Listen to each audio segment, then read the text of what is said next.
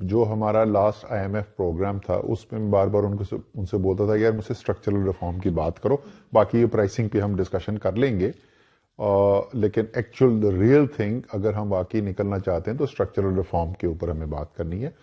اور جو سب سے بڑا اسٹرکچرل ریفارم ہم نے اس میں اگری کیا، اور یہ آخری پوائنٹ تھا، ریمبر واشنگٹن DC میں میری میٹنگ ہوئی تھی deputy managing director David Lipton IMF کا جو تھا، اس کے ساتھ یہ ڈیل کلوز ہوئی تھی. اس سے پہلے IMF والے کہتے تھے ایک فری فلوٹ، اور ہم یہ کہتے تھے کہ پاکستان کی جو ریزروز ہیں وہ کم ہیں، ہماری مارکیٹ تھن ہے، so we are at risk to speculators. تو اس لیے flexible market based exchange rate تو ٹھیک ہے، لیکن ہمارے پاس یہ کیپیسٹی ہونی چاہیے کہ اگر ہمیں اسپیکولیشن ہوتی ہوئی نظر آ رہی ہے تو ہمیں انٹروینشن کا ہمارے پاس ایک بجٹ ہونا چاہیے.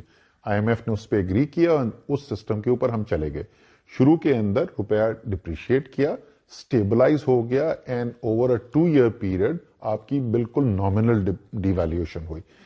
لیکن وہ اس لیے ہوئی کہ فنڈامنٹلز امپروو ہو رہے تھے، کرنٹ اکاؤنٹ ڈیفیسٹ کم ہوتا چلا جا رہا تھا، اینڈ ایکسچینج ریٹ جو ہے وہ شاک ابزارور کا کام دیتا ہے کہ جس وقت آپ کی فنڈامنٹلز کمزور ہو رہے ہوں تو ایکسچینج ریٹ ایڈجسٹ کرتا ہے اس کے لیے.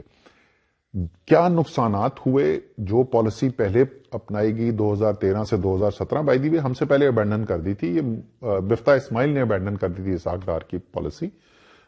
وہ بھی اچھا باکسنگ میچ ہے، مفتاح ورسز اسحاق ڈار.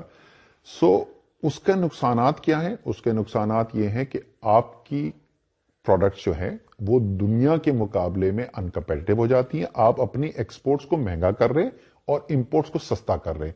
اس کی وجہ سے پاکستان کی تاریخ میں پہلی دفعہ ہوا، کبھی آج تک پاکستان کی تاریخ میں نہیں ہوا کہ ایک 4 سال کے پیریڈ میں ہماری ایکسپورٹس کم ہوں بنسبت 4 سال پہلے جہاں تھی، ایکچولی ڈکلائن ہو گئی. ورنہ ایکسپورٹ گروتھ اوپر نیچے تو ہوتی تھی، لیکن یہ واحد 4 سال تھے جس میں کم ہو گئی گروتھ.